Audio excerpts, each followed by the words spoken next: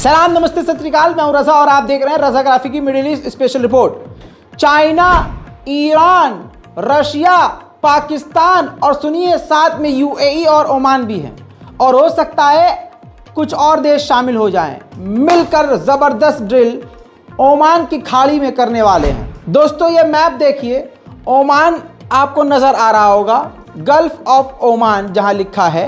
इस जगह पर ये कई देश मिलकर, जिसमें पाकिस्तान है, चाइना है, रशिया है और यूएई भी है। जी हाँ, यूएई जो अब तक हर जंगी मश्क से, जंगी तैयारों से दूर रहता था, खासकर ईरान से ये सभी देश जो एकदम चिपके हैं दूर ही रहते थे, मैदान जंग में कभी एक साथ नहीं उतरते थे। लेकिन अचानक से बड़े बड़े देशों का ग्रुप ईरान के साथ मिलकर गल्फ ऑफ ओमान के इलाके में, समुद्री इलाके में ज़बरदस्त ड्रिल करने वाला है। इस ड्रिल का नाम है सिक्योरिटी बॉन्ड 2023।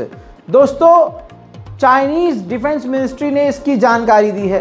साथ में आपको ये बता दूं कि इसमें ये सारे देश अपनी पूरी ताकत दिखाएंगे। खासकर इसमें बताया गया है कि ये एक दूसरे के साथ, एक दूसरे के समर्थन के साथ, एक दूसरे के जंग की तैयारियों को देखेंगे और एक दूसरे का साथ देंगे। मेरे दोस्तों वेडनेसडे यानी बुधवार से, यानी बुध के दिन से ये ड्रिल शुरू हो जाएगी।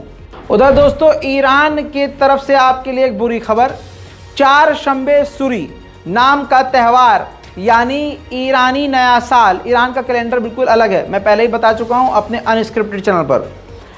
ईरानी नया साल मनाया गया ये पिछली 14 तारीख को। तब से लेकर अब तक बहुत बड़े बड़े कांड हुए हैं। लेकिन आपको ये बता दूं कि इस दौरान कहा जाता है चारशंबे सूरी, मतलब जब ये अपना न्यू ईयर मनाते हैं तो इसमें आग से भी खेलते हैं, त्यौहार है। तो आग से खेलने की वजह से पिछले 2 से 3 दिनों में अब तक 11 लोगों की झुलसकर मौत हो गई है। जी हाँ, आग लगने की वजह से, और 3600 से ज़्यादा लोग जल गए हैं, घायल हुए हैं। आग से खेलने का ये त्यौहार भी कहलाया जाता है। इसी तरह से ये तस्वीर देखिए, इसी त्यौहार के अंदर महिलाओं ने अपना प्रदर्शन भी घुसा दिया। जब वो आग जलाकर सेलिब्रेट करते हैं नया साल, तो महिलाओं ने उसी आग के अंदर अपना बुर्खा और हिजाब और चादर उतार कर आग में डाल दिया। प्रदर्शनकारियों ने एक बार फिर से ईरान का बेड़ा गर्क करने का बेड़ा उठाया है। ईरान की राजधानी से लेकर अलग अलग हिस्सों में प्रदर्शन तेज हो गए हैं। ईरान के झंडे को ईरान के ही लोगों ने जलाया और खतरनाक आग का खेल खेला।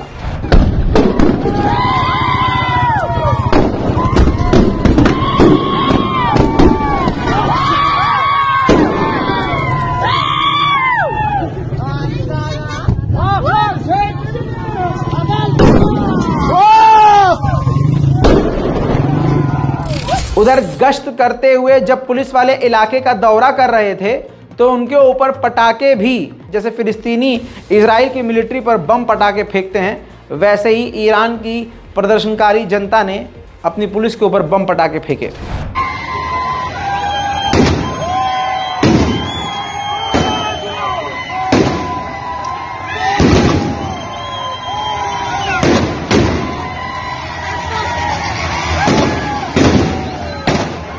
ताज़ा खबर यह है कि ईरान जहर वाले मामले में इसमें 1000 से ज़्यादा महिलाएं, लड़कियां जहरीली गैस और जहरीला पानी पीने की वजह से मौत के मुंह में चली गई थी। कार्रवाई करते हुए अब तक 110 लोगों को इस मामले में गिरफ्तार ईरान कर चुका है। ईरानियन स्कॉलर्स ने कहा है कि ईरान और सऊदी अरब की जो चीन ने दोस्ती और डील करवाई है ये काफ़ी अच्छी है, लेकिन जल्दबाजी नहीं करनी चाहिए। इस डील को पहले ज़मीन पर उतरना चाहिए, लागू होना चाहिए, हमें सब्र करना चाहिए। साथ में ईरानी स्कॉलर्स ने यह भी कहा कि जब ईरान और सऊदी अरब के रिश्ते बेहद ख़राब थे तो तमाम मुस्लिम देश टेंशन में थे, परेशान थे और सभी को नुकसान हो रहा था। उधर सऊदी अरब के फाइनेंस मिनिस्टर ने ऐसा बयान दिया है जिससे ईरान गदगद हो गया है। बल्ले बल्ले ईरान की होने वाली है, एकदम चांदी चांदी होने वाली है। मैं कोई भी बड़ी बात नहीं कहूँगा। सऊदी अरब के फाइनेंस मिनिस्टर ने क्लियर कट कह दिया है कि हमारे रिश्ते बेहतरीन होने वाले हैं, आने वाले समय में ये रिश्ते और अच्छे स्थिति में जाएंगे। ऐसे में सऊदी अरब को ईरान में इन्वेस्टमेंट करना चाहिए।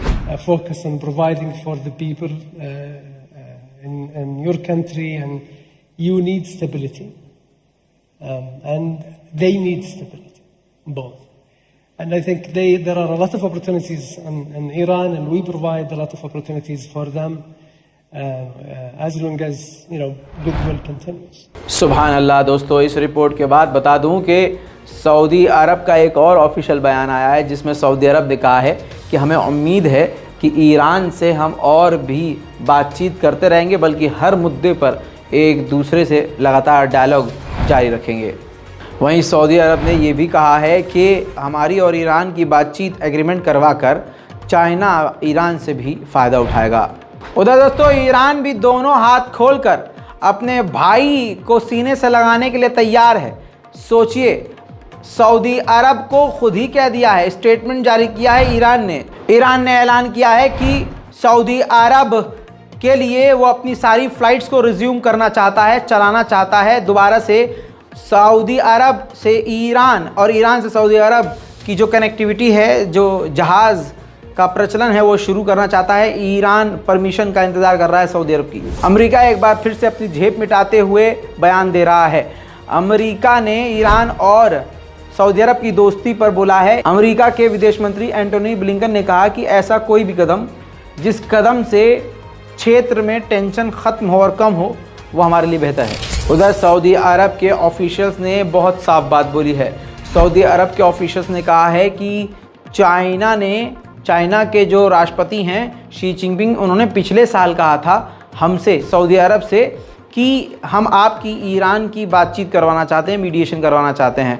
तो हमने 1 साल पहले चाइना को हरी झंडी दिखाई थी कि ठीक है, आप बातचीत कराइए।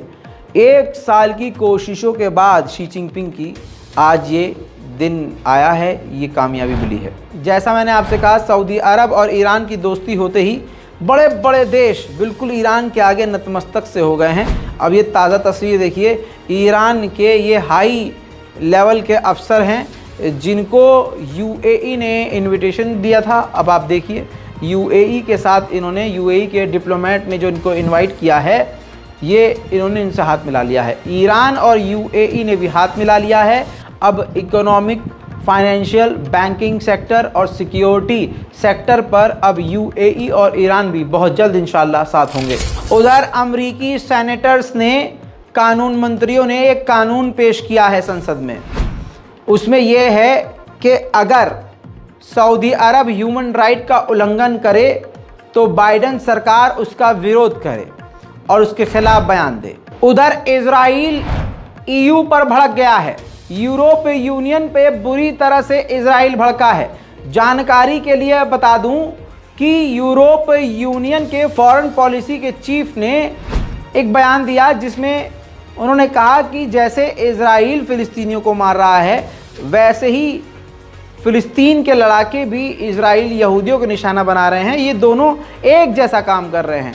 बस इतना कहना था कि इजराइल भड़क गया। इजराइल ने कहा कि नहीं, हम उनके जैसे नहीं हैं, वो फ़िलिस्तीनी नहीं, वो आतंकवादी हैं, वो अरब आतंकवादी हैं, उनको हमसे मत मिलाइए। इतना ज़्यादा नेतन्याहू की सरकार भड़की कि नेतन्याहू की सरकार ने यूरोपीय यूनियन को कह दिया कि आप हमारे मामलात से ही दूर रहो।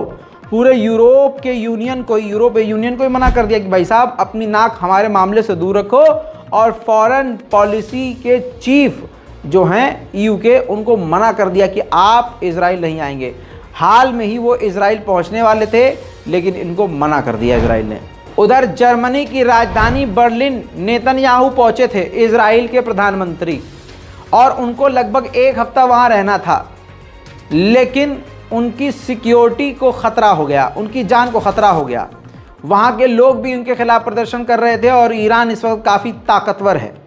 ऐसे में तुरंत आईडीएफ ने, इजराइल डिफेंस फोर्सेस ने तुरंत ही वो पीरियड पूरा होने से पहले ही नेतन्याहू को वापस इजराइल बुला लिया। उधर नेतन्याहू और मजबूत हो गया है। ये देखिए, जो यहूदी खिलाफ थे, जिस वजह से प्रदर्शन कर रहे थे, जिस कानून की वजह से, वो प्रदर्शन फेल हो गया है।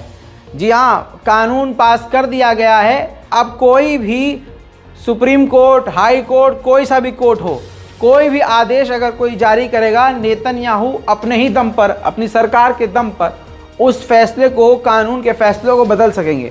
साथ ही इस बात का भी फैसला कर दिया गया है, फैसला सुना दिया गया है कि सेटलर्स यानी यहूदियों के लिए फ़िलिस्तीनियों के मकानों को तोड़ा जाएगा और बेघर किया जाएगा। ये यहूदियों और फ़िलिस्तीनियों के लिए एक बड़ी बुरी खबर है। उधर इजराइल ने जानकारी दी है कि हिजबुल्लाह के एक फाइटर ने बॉम्ब वाली जैकेट पहन के हमारे बॉर्डर के इलाके में घुसने की कोशिश की, जिसको हमने गोली मारकर कत्ल कर दिया। उधर फ्रांस 24 न्यूज़ चैनल अरबी लैंग्वेज के 4 और एंकर को निकाल दिया है। कहा यह जा रहा है कि ये इजराइल के खिलाफ फ़िलिस्तीन के हक में समर्थन दे रहे थे और ख़बर सुना रहे थे। ऐसे ही कुछ दिन पहले फ्रांस 24 न्यूज़ चैनल से पहले भी एक मुस्लिम महिला को इसी तरह से निकाला गया। उधर यूएस के डिप्लोमेट्स हैं जो फ़िलिस्तीन के मुद्दे पर अमेरिका को रिपोर्ट देती हैं। ये देखिए, उन्होंने मुलाकात करी है फ़िलिस्तीन अथॉरिटी के लीडरों से। उधर इजराइल ने तूबा विलेज में यानी तूबा नाम के एक गांव में फ़िलिस्तीन के एक और फ़िलिस्तीनी मकान को तोड़ दिया है। خلصوا هدم الشقة الأولى الساعة 2:30 مساء. طلبوا منا أن نهدم ذاتيا، رفضنا. اليوم الثاني أجوا يستكملوا الهدم، وهذا إشي مربوط ومنموط في دفعات وغرامات ثانية. شوفت عينك هاي بيستكملوا بالهدم. اليوم كمان في غير التغريمات اللي دفعتها امبارح. هذا اللي هددنا فيه امبارح بيشتغل في البلديه، موظف البلديه، انه اليوم جنتهم راح فيها تكلفه ثاني غير الهدم امبارح. الله يعوضكم. اللهم दोस्तों, मिडिल ईस्ट की ये थी सबसे बड़ी खबरें। इस पूरी रिपोर्ट पर अपनी राय कमेंट में ज़रूर लिखिए, रिपोर्ट को शेयर कीजिए। जय हिंद।